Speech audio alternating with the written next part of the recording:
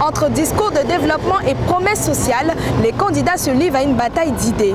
La fièvre électorale monte d'un cran. Bienvenue dans votre journal de campagne sur Africa 24.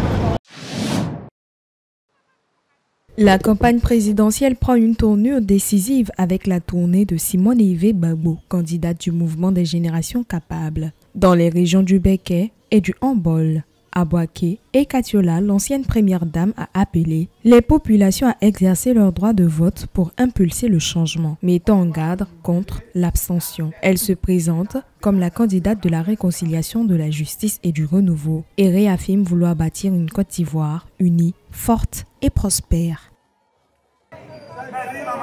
Si tu veux influencer la décision présidentielle en Côte d'Ivoire, il faut sortir pour voter. Ton petit bulletin là, c'est ça qui va permettre à celui que tu soutiens là de sortir, de devenir président.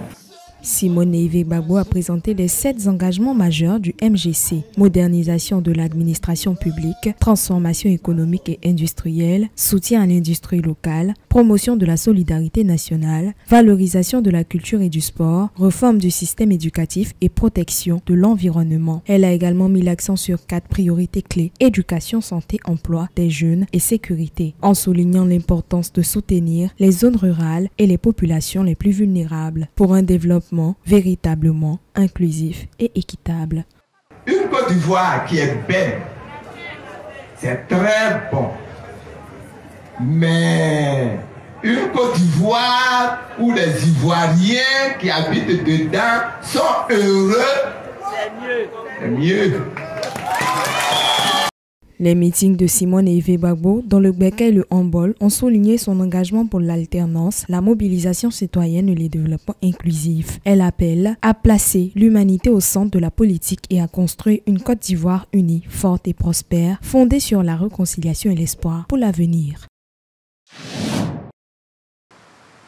La Côte d'Ivoire, moteur économique de l'Afrique de l'Ouest, met le développement industriel au centre de ses ambitions pour diversifier son économie et créer des emplois durables. Le plan national de développement industriel 2023-2030 vise à porter la contribution de l'industrie au PIB de 21% à 30% d'ici 2030.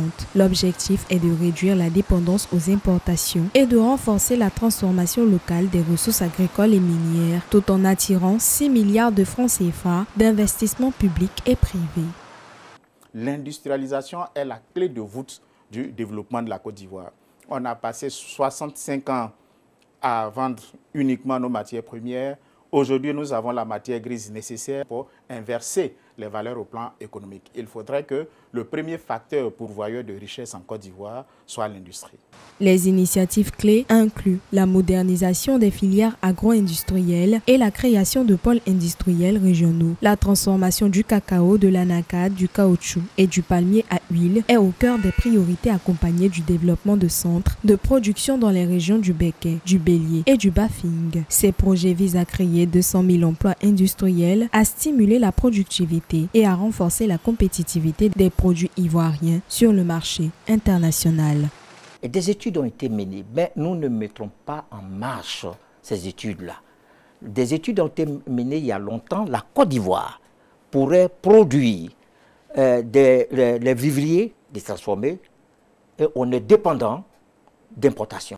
L'industrialisation est freinée par le manque de financement, le vieillissement des producteurs et l'insuffisance de la formation technique. Le succès des politiques publiques dans le secteur repose sur la formation de 100 000 jeunes entrepreneurs, la digitalisation et une gouvernance foncière renforcée pour bâtir une industrie durable, créatrice d'emplois et compétitive.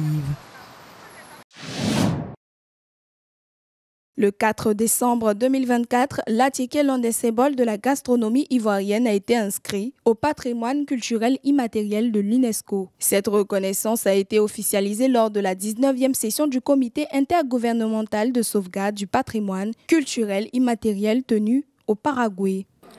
L'inscription de cette pratique culturelle ancestrale est une reconnaissance du dévouement des communautés pour sa sauvegarde, mais également un signal fort en faveur du renforcement de leur résilience et de la préservation de leur richesse culturelle.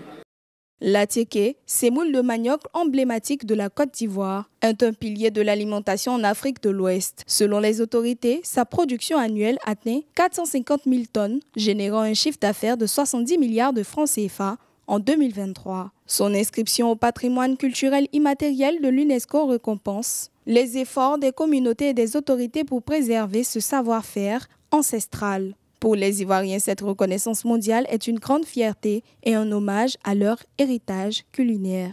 Je suis content, je suis très content. Je suis fier de l'atiéké. L'atiéké même, on peut faire l'atiéké foutou avec la banane, voilà, sauce gowassou, voilà. Ça nourrit le corps, ça fait que les enfants développent vite. C'est fabriqué à base de manioc. On enlève la midon dedans et puis il faut sécher.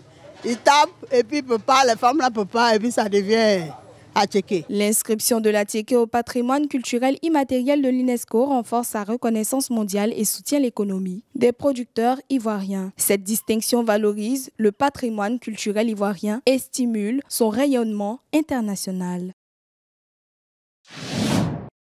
Katiola, chef-lieu de la région du Hambol, compte environ 162 472 habitants en 2021 selon l'INS. Reliée à Bouaké par le chemin de fer, la ville dispose d'une position stratégique favorable au commerce et au tourisme. La maison des potières, les marchés artisanaux, les festivals culturels offrent des opportunités économiques durables. Avec un meilleur accompagnement institutionnel, ces richesses pourraient générer davantage d'emplois locaux. La ville de Katiola s'impose comme un centre humain et économique d'importance dans le nord de la Côte d'Ivoire.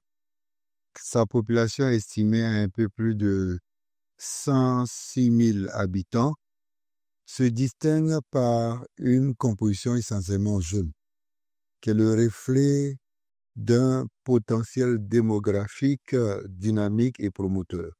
Célèbre pour ses poteries et son savoir-faire féminin, attire de plus en plus de visiteurs curieux de découvrir son authenticité. Ces atouts font de Katiola une véritable carte postale du centre ivoirien. Toutefois, son potentiel touristique reste encore peu exploité, faute d'infrastructures adaptées. L'anacarde et le coton occupent une place prépondérante dans les activités productives, contribuant ici significativement au développement économique de la région. À côté de ce secteur vital, l'artisanat occupe une position tout aussi remarquable. Il s'exprime avec éclat à travers la poterie traditionnelle, véritable héritage culturel transmis de génération en génération. Malgré ces atouts, la région reste confrontée au chômage des jeunes, 3,9% en 2024, et à la difficulté d'insertion des femmes qui représentent 58,8% de la population active. De plus, près de 24,6% des jeunes sont sans emploi ni formation. Ces chiffres montre l'urgence d'encourager l'entrepreneuriat local, la formation professionnelle et la valorisation du tourisme comme levier de développement durable pour Katiola. Merci d'avoir suivi ce numéro. La campagne se poursuit sur le terrain. Ne manquez rien des prochains reportages et débats électoraux sur les antennes d'Africa 24, l'application MyAfrica 24 et nos réseaux officiels.